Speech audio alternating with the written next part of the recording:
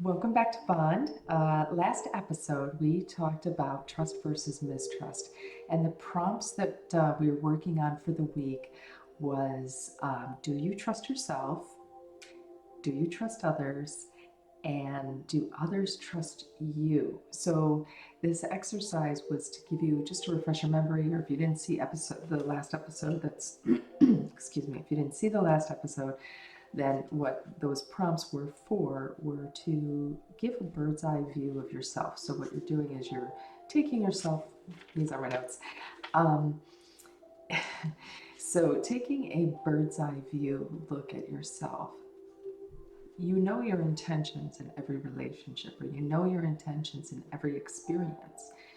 But when you take a bird's eye view, what you're doing is you're seeing yourself from the perspective of other people, which can sometimes be a very different view than, your intention is pure and somehow the whole thing goes to crap, right? How does that happen?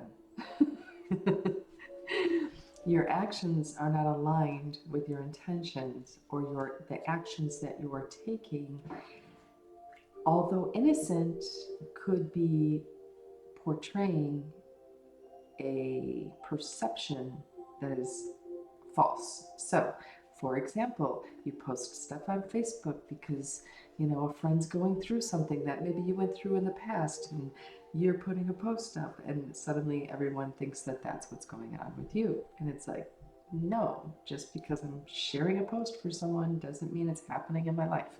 You're creating that as my reality. I don't have time to justify it or explain it. I've got to live my life. You have fun with whatever scenario you want to make up. It's fine. I don't care. To me, it's almost comical that people have that much time during the day. Like, I schedule my posts. So, like, in my groups, while I'm breaking it down, like, I'll schedule posts to show up. So I'm not even on my phone, and stuff is posting on Facebook. Well, how is that happening? They're scheduled. I, you know, so it's like, it's just funny because it's whatever. It's human nature, right? So, anyways, self observation is revealing because it really gives you and some of the spiritual people and law of attraction people will be like, you do not do this, do not dwell on this, do not do that. Those are people who haven't done it. And those are people who maybe could get to a certain level of success without having to do it. But I guarantee if they do it, they would go up to another level, or maybe their journey doesn't require them to do that, but that doesn't mean that other people don't need these necessary steps. Some people need these necessary steps because you want to talk about the law of attraction, but who's really telling you how to apply it? How does that work in the real world? So that's what we want to talk about, right? So, first, if you look at a self observation, it's very revealing to you to see who you are being in the world, not who you think you are, because you think you're one thing. The people around you are experiencing something else. If you really like who you are, don't you want people to experience that? And it's only when you don't like who you are, you're trying to give people an experience of you that isn't genuine and isn't authentic and is not who you are. And it doesn't make you happy, and it doesn't light you up, and it doesn't get you excited. It drains you and it fatigues you and plays mental mind games with you, and it's not productive energy. So law of attraction is responding to your vibration. So if you are in this vibration, you're going to get more of it because that's what you're attracting to you. You're going to attract people, like, if you're like, why do I always attract like these, people that have these certain characteristics? Because there is something within you that needs to learn from that. There's something within you that needs to learn how to deal with people like that, or how to fix that in yourself that is similar to that. Or I know for me, a lot of the traumatic experiences in my relationships actually taught me my value and self-worth, that I was always, I was my worst critic. I was my worst critic, and that served insecure people who didn't want me to know my worth, because if I knew my worth, they somehow felt like they wouldn't measure up. So as long as I felt below my worth, I wouldn't recognize that I am worthy of more than them. And what they didn't realize was, I know that, and I loved them anyways. It was their insecurities and their thoughts and their insistence to make me feel not good enough or jealous or insecure about myself, because that's what they put on me through that. And once I got that and learned that lesson and could move on from that, I could let go of those relationships. I could let go of those people, knowing that their purpose in my life was to teach me my self-worth and my value. And I can just move on, right? It's a choice to stay stuck in the pain and the grief and the hurt and the shame and the blah, blah, blah, blah, blah. Who wants to spend their life doing that, right? So self-discovery is looking at our behaviors through the lens of others, right? So let's go back to the last episode where we talked about the acronym IAM: intentions, actions, manifestations. So if your intentions are pure, and like I said, your actions are shady, questionable, you're not where you say you're going to be, but you're not doing anything wrong, but you're just acting shady, your outcomes are going to come out a certain way.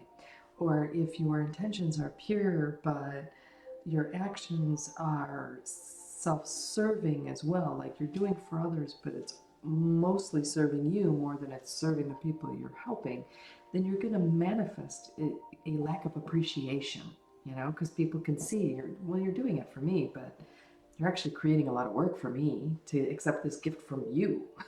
Or you're actually hurting me by me accepting this gift from you that makes you look good, but it makes me look really bad. So if I accept the gift, I'm actually harming myself, even though I really like to accept it. I can't tell you how many times I got in that trap. So, or these, people that feel, you treat me like an ATM. And if you go back to all their past relationships where they were treated like an ATM, well, guess what? Who's the common denominator? Who's the one who is putting themselves in a position to be treated that way? Not the people you're dating, and the people you're dating don't even want that from you. You're the one who thinks that the only way for you to have value in that relationship is to pay. But then you don't feel like you're getting anything in return because you have an expectation of something in return of equal value that's equal value as far as monetary. Like if yeah, you'll pay for it, but now I owe you $500. Like, because you decided to go on this crazy vacation. Like, I didn't ask you to take me on vacation, but now I owe you somehow. How does that work? I don't know. So you have to look at your intentions, your action. Your intentions could be like, yes, I am, sending my husband on a golf trip with his buddies, but while he's away, I know exactly where he's at because I booked his room, I booked his flight, I booked his everything, but now I know exactly where he's at because I'm at home and I can play because I know exactly where they're at. That that one played on me too.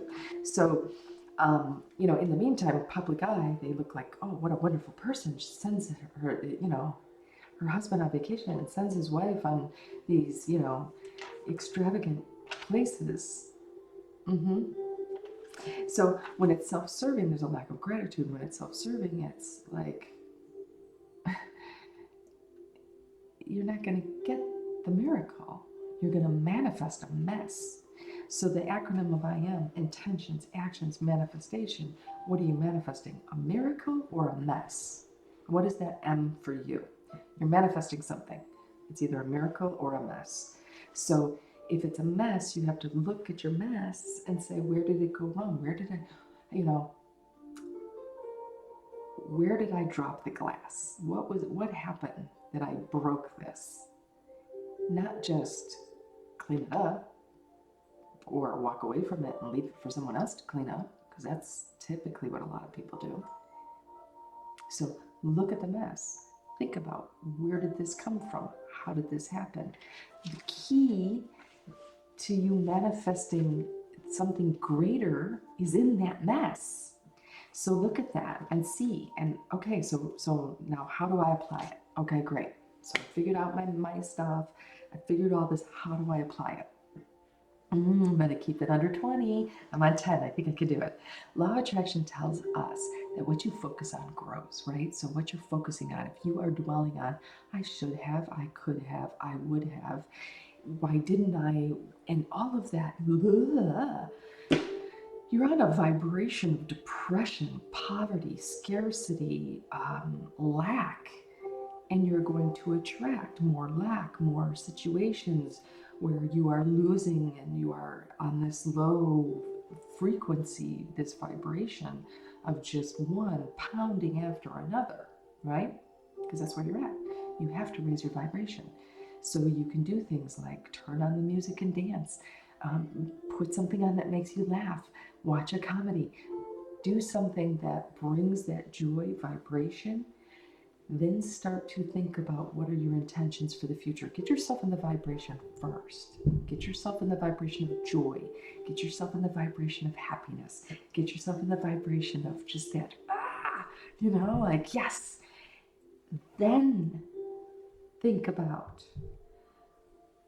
what you want for the future. So when you think about what you want for the future, your brain will automatically go back to the I would have, could have, should have, had to, why didn't I, blah, blah, blah, blah, blah. It will go right back to it. And when that happens, you have to ask yourself, what did I learn from that? Because remember, you're examining the mess. What was the mess? What was your role? How did you participate? How did people perceive you? And then go back and, okay, what was the lesson that I learned from that? You may look at that and say, not my lesson. I see why that played out. I see that I was a pawn in someone else's attempt to get karma on me.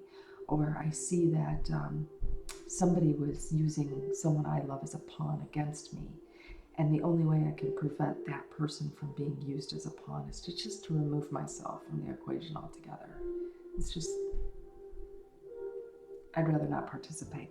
So that is me or you taking a conscious choice out of a loving vibration, not an angry, resentful, revengeful, screw you, I'm out of here. It is on a love vibration saying, I'm going to step away.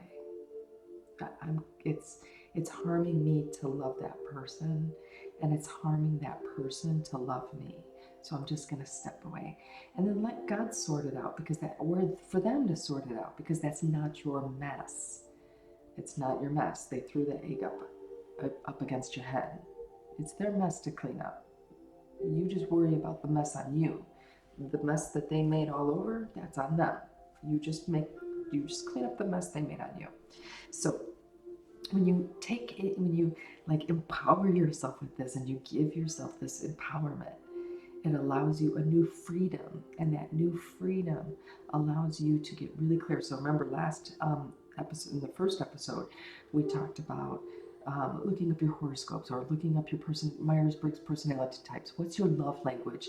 What are those? Investigate. Who are you? So do that first. That's the work that has to come first. You have to be really strong and secure. Like, who am I? Who am I? Not who others say you are. Not who you want people to think you are, but who are you being in the world? And is that who you want to be in the world? And then look at the things that you don't want to be, the things that you're like, yeah, I don't know why I do that. And I don't like that. I don't want to do that. And I'm kind of embarrassed that I did that. Stay away from those emotions. Look at it as there's a reason why. And you might not understand the reason why, but it's trying to tell you something. Now look at the different ways that it's affected you in your life. And when you start to look at those messes, you start to see a pattern, and you're like, oh, that's why I do that. That's why I do that. Okay. And instead of being like, oh my God, I'm such a terrible, no. That's why I do that. Good. Now, what can I do in the future moving forward? Because my intention is this, and I want my actions to match this.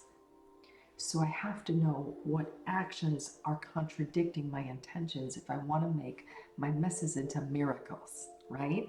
So this is where the juice is at, guys. Your law of attraction. If the key is your actions, that is your key. And if you're not examining where your actions are contradicting your intentions, you're going to keep manifesting the same thing over and over and over, no matter how pure and good your intentions are. Because it could be something very simple, like, you know, I'm a Sagittarius, I'm very direct. Maybe I'm trying to get something done where, you know, more coy poise environment is how things get done. I'm not gonna get very far, even if my intentions are pure, because my actions don't fit the culture of the arena I'm trying to be in. So I'm not saying I have to change who I am, but I do have to be aware of the culture and how I'm behaving and what are the outcomes I'm trying to achieve. And then maybe I need to alter the way that I'm behaving in that arena, if not in general. Like when people say, oh my gosh, you're the same as you were 30 years ago, that's not a compliment. That's not a compliment. It's not. The growth is so important. And, you know, recognizing that the core of someone hasn't changed, but that they have evolved into something far more is a greater compliment than, you know, if you're the same person you were at 12 years old, you know, it's going to be a vibration of a 12-year-old, right? So it's going to be a lot of immaturity. It's going to be a lot of, you know, non-productive nonsense, you know? So that's why you have to be aware of how you're coming across, because you may have the intentions of a, you know, 50-year-old with the actions of a 10-year-old and can't manifest anything past being 12. You know, like you're stuck, you've got a stuck energy. Something is stuck there, and it doesn't make you a bad person. You have to be aware of it so that you can go, oh, yeah, that trauma that happened when I was 10, or that trauma that happened when I was 12, or that trauma that happened when I was 18 or 15 or whatever it was. I'm still carrying that energy with me. And I've been behaving in a manner that's responding to a trauma to people that are in my everyday world. And that's the work, where the coaching comes in. That's where the coaching in the program comes in, is to be able to to put those things together and ask, okay, so what does that mean? And then we put it all together and it's like, oh, yes, I'm responding to my wife because I'm triggered by some trauma from my mother, or not, you know, everyone's got trauma from their mom and dad, so it's not a shameful thing. It's part of the human development, you know, like even separation is a traumatic thing, you know, and sometimes you can't help that, you know, like you have to be separated for practical reasons. It's part of the human experience. It's no reflection on anyone. So when I say that, please, and you know, or oh, I have this reaction to men because I was bullied by my older brother, you know, or I have I can't have a hard time you know, not respecting, but like, yeah, respecting authority. Maybe there was an absent father in the home. Like, it doesn't excuse it. It says, here's the cause. We're not fault finding, we're cause finding. And when you can find the cause, you can say, that's no longer an excuse now. I found the reason. I found the excuse. And that's why a lot of people like to avoid this work, because their ego doesn't want them to find the things that are keeping them stuck. Because once you're aware of it, you have to make a conscious choice to no longer continue that behavior if you want a successful relationship with someone. So I'm going, oh, it's almost 20 minutes. Okay. So, I think that's it. So, I was going to have a question for you guys for this week. Law of attraction, self-discovery. How do you apply the law of attraction? Okay, well, okay, so for this week, what we want to do is look at those bird's eye view and see if you can make any connections. So if you need to, go back and watch episode 1 and episode 2 and see what connections you should find. So Myers-Briggs personality type, love language, your horoscope, sun sign, whatever. Just do a discovery. Who are you? And then look at, do you trust others? Do you trust yourself? Do others trust you? And then what are your behaviors saying to other people? What are the things, and behaviors are anything that you do or say. It could be a habit. And a habit is, something that it could actually get in the way of your success. But if you're not aware that it's a habit, how do you know to even change it or to put some boundaries on it? So self-discovery work really makes you take a look at yourself, and it's not easy. So I applaud you for being here, and I applaud you for coming back for more, and I hope you come back next week. All right, thanks guys. Bye.